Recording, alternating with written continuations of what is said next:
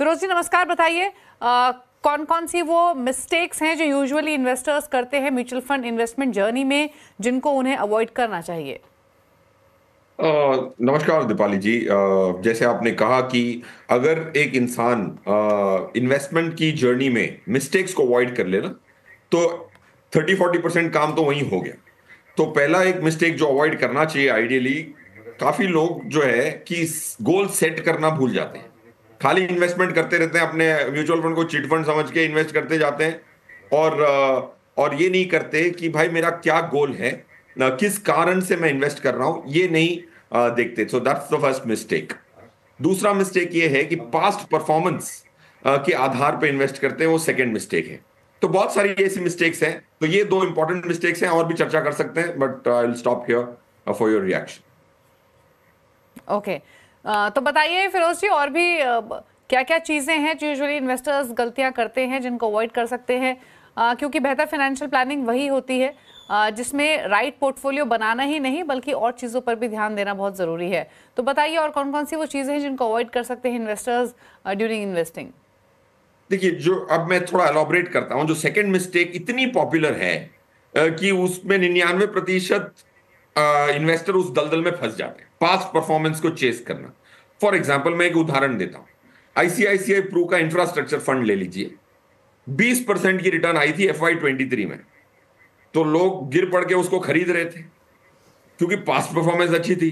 F Y twenty four में उसकी return थी -41%। सेकंड, दीपाली जी, और एक एग्जांपल देता हूं। क्वांट वैल्यू फंड जी जो है, उसकी परफॉर्मेंस FY23 में सिर्फ 4% की थी, तो कोई खरीदने के लिए तैयार नहीं था। तो अगले साल उसकी रिटर्न आ गई 32% की। तो ये पास्ट परफॉर्मेंस के आधार पे अगर आप चूज करते हैं, तो ये sure shot recipe to failure है। म्यूचुअल फंड में अगर पास्ट परफॉर्मेंस ही अच्छा चल रहा होता तो 662 फंड ना होते, पूरे पैसे उन्हीं फंडों में चले जाते जो परफॉर्म कर रहे हैं। So that's the biggest and the most popular mistake. Passive fund में बहुत लोग पैसा लगाते हैं, ये समझ के कि पैसिव यूएस में अच्छा चलता है। वॉरेन बुफे साहब कहते हैं कि पैसिव में लगाएं, तो इंडिया में बैठे बैठे उनको लगता है कि इधर भी पैसिव ही चलेगा। बट यूएस अलग मार्केट है, यूएस मैच्योर्ड मार्केट है। वॉरेन बुफे साहब 94 इयर्स के हैं, वो जो दवाई खाते हैं वो आप सेम दवाई नहीं खाएंगे। इंडियन मार्केट्स आर अलग। जैसे हमारा मॉडल पोर्टफोलियो ने almost 13 crore on a 10 crore alpha दिया है, एक्स्ट्रा रिटर्न दी है निफ्टी पे लास्ट 11 सालों में। So don't invest in passive. अगर आपके लिए ठीक है तो खरें, ऐसे न्यूज़पेपर पढ़ के कोई यूएस वाले कह राइट। रहे हैं तो खरीदना नहीं है। इन्वेस्टिंग इन हाइब्रिड फंड्स भी मैं मानता हूं खाली टैक्सेशन के हिसाब से। डिवर्सिफिकेशन, अंडर डिवर्सिफाई ना करें, भले ही राइट, थोड़ा ओवर डिवर्सिफाई हो जाए। बिल्कुल। और इनफैक्ट इनफैक्ट फिरोज जी, जितने भी सवाल हम लेते हैं शो में, एक चीज़ और जो मैंने नोटिस की वो ये कि इन्वेस्टर्स लॉन्ग टर्म का विजन लेकर पोर्टफोलियो तो ज़रूर क्रिएट करते हैं, लेकिन हर मार्केट की वॉलेटिलिटी में अपनी परफॉर्मेंस को देखते हैं कि हमारे पोर्टफोलियो की परफॉर्मेंस कैसी है, और फिर सवाल पूछते हैं कि क्या हमें यहाँ से एग्जिट कर लेना चाहिए। तो शॉर्ट टर्म में रिटर्न्स को देखकर, परफॉर्मेंस को देखकर पोर्टफोलियो में बदलाव की बात करते हैं। क्या ये सही सोच है? देखिए दीपाली जी, ये बिल्कुल गलत सोच है। अब मैं आपको एक उदाहरण देता हूं। एक इंसान से मिला मैं, एक इन्वेस्टर थे, उनके कुछ 17 करोड़ लगे हुए थे।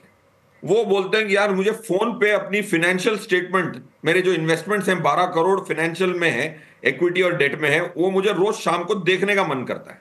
और मैं देखता हूं, इतना अच्छा ट्रैक करता हूं। तो मैंने कहा सर, बाकी जो 5 करोड़ है उसमें से 1 करोड़ का आपने सोना खरीदा हुआ है और 4 करोड़ की प्रॉपर्टी खरीदी है, उसका दाम आप रोज ब्रोकर को फोन करके पूछते हैं क्या? बोलते हैं 20 साल से नहीं पूछा। करेक्ट। एक ही इंसान इक्विटी और डेट को एक तरह से ट्रीट करता है, गोल्ड और रियल एस्टेट को दूसरी तरह से ट्रीट करता है। कंसिस्टेंट रहें। हर किसी हर हर अगर आपके 3 बच्चे हैं तो एक बच्चे से आप ज्यादा उम्मीद नहीं कर सकते कि यार वो 10वीं कक्षा में 3 साल में पहुंच जाएगा। बाकी 2 बच्चों को आप बोलते हैं 10वीं कक्षा में पहुंचने के लिए तेरे पास 10 साल हैं। एक बच्चे को बोलते हो 3 साल में करके दिखा, तो फिर बच्चे को कोसते हो कि क्या, कहां का इंसाफ है? So treat all assets equally. जैसा आपका बर्ताव गोल्ड पे है और रियल एस्टेट पे है, वैसे का वैसा। अगर आप उसमें भी ऐसा ही रोज ट्रैक करते तो इसको भी करें। अगर उसको रोज ट्रैक नहीं करते, 10 साल तक नहीं ट्रैक करते, तो इसको भी 10 साल तक ना ट्रैक करें ना, फिर आपको इक्विटी का राइट, सही राइट। मिलेगा। बिल्कुल बिल्कुल, और बिल्कुल सही बात आपने कही फिरोज जी। अपनी इन्वेस्टमेंट्स को मॉनिटर करना एक अलग चीज़ है और डेली उनके रिटर्न्स देखकर अपनी स्ट्रैटेजी बदलना अलग चीज़ है। और अगर आप डेली परफॉर्मेंस को देखकर स्ट्रैटेजी बदलेंगे तो डेफिनेटली आपको परेशानी होगी। आपको इनफैक्ट मार्केट की वॉलिटिलिटी तो हाल ही में इस तरीके की रही है कि काफ़ी परेशान भी इन्वेस्टर्स हो सकते हैं अगर डेली परफॉर्मेंस देखेंगे। तो मॉनिटर कीजिए लेकिन डेली परफॉर्मेंस को मत आकिए। लॉन्ग टर्म का विजन लेकर चले हैं आप तो समय दीजिए। तो आइडियली फिर फिरोज जी क्विकली एक और सवाल मेरे जहन में आया, कितने टाइम लॉन्ग टर्म का विजन हमने रखा, 5 साल 10 साल हम म्यूचुअल फंड पोर्टफोलियो क्रिएट कर रहे हैं, कितने समय में बेसिकली अपने पोर्टफोलियो की परफॉर्मेंस को आके रिव्यू करें? क्या कोई टाइम होराइजन है, साल 2 साल, कितने समय में रिव्यू करें अपने पोर्टफोलियो को? दीपाली जी देखिए, रिव्यू तो आपने हर साल एक बार तो करना ही करना है। रिव्यू करना और ये चेक करना कि आपका एसेट एलोकेशन गड़बड़ा तो नहीं गया, 1। दूसरा क्या चेक करना है, आपको देखना है कोई फंड मैनेजर चेंज तो नहीं हो गया। परफॉर्मेंस के आधार पर सिर्फ आपको रिव्यू नहीं करना है, बट हर साल एक रिव्यू करना है। 3-4 इंपॉर्टेंट चीजें होती हैं। तो to answer your pointed question, जैसे आपने सही फरमाया कि रिव्यू तो करना पड़ेगा। ऐसा तो नहीं है कि भाई आप प्लेन में बैठे पायलट हो और उड़ लिए फिर बराबर लैंडिंग के टाइम पे उठोगे, ऐसा नहीं हो सकता। बट रिव्यू करना है एक साल में, बट सिर्फ पास्ट परफॉर्मेंस के आधार पे नहीं करना है। आपको बहुत सारे और चीजों को मद्देनजर रख के रिव्यू जी बिल्कुल। फिरोज जी क्वेरीज लें उससे पहले क्विकली एक चीज और आपसे समझना चाहेंगे, इन्वेस्टमेंट और इंश्योरेंस इन दोनों को कितना अलग रखना जरूरी है? क्यों हालांकि ये परसेप्शन लोगों का with period of time change हुआ है। पहले हमने देखा था कि लोग इंश्योरेंस पॉलिसी खरीदते थे उसको इन्वेस्टमेंट की तरह ट्रीट करते थे, अब इन्वेस्टमेंट पोर्टफोलियो बनाते हैं उसको इंश्योरेंस की तरह ट्रीट करते हैं। तो इंश्योरेंस और इन्वेस्टमेंट के डिफरेंस को समझकर अलग अलग स्ट्रैटेजी प्लान करना कितना इंपॉर्टेंट है? दीपाली जी, ये आई थिंक ये जो जागरूकता फैलाई है उसमें सीएनबीसी आवाज का बड़ा श्रेय है, आपका भी, कि ये जो एक तीर से 2 निशान कभी हो ही नहीं सकते। मुहावरों में ठीक है, आप जंगल में जाके शिकार करेंगे तो भी एक तीर से 2 निशान नहीं कर सकते।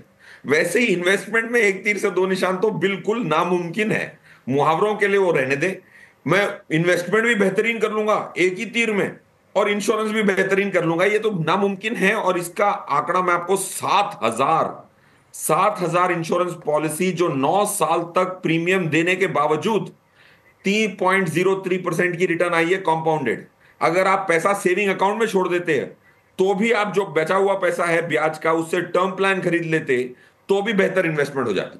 Savings account balance plus term plan उसमें उसकी परफॉर्मेंस को भी बीट नहीं कर पाया। अगर आपने 2 चीजों को साथ में करने की कोशिश की, प्लीज इस भ्रम में ना रहें। उसमें कमीशनें होती हैं तो लोगों का वेस्टेड इंटरेस्ट काफी स्ट्रांग रहता है और एक ही मात्र प्रोडक्ट है। दीपाली जी, सबसे बड़ी दुखद बात यह है कि आप एक बटन प्रेस करके इंश्योरेंस खरीद सकते हैं, आपको सरेंडर बटन प्रेस करके नहीं होता है। सरेंडर करने के लिए उनके ऑफिसों के चक्कर काटने पड़ते हैं, इंटरव्यू देना पड़ता है कि मुझे मेरे पैसे क्यों चाहिए। ये कहां का इंसाफ है? करेक्ट। तो चलिए, आपको बहुत इंपॉर्टेंट बातें आज के इस डिस्कशन में फिरोज जी ने बताई हैं, क्या गलतियां नहीं करनी हैं। आप अपने फाइनेंशियल गोल्स को डिफाइन करें, पोर्टफोलियो क्रिएट करें, हर साल पोर्टफोलियो को रिव्यू करें, मार्केट की वॉलिटिलिटी देखकर परेशान ना हो, इंश्योरेंस इन्वेस्टमेंट को आप अलग रखें और गोल ज़रूर अपना डिफाइन करें और सही स्ट्रैटेजी बनाएं।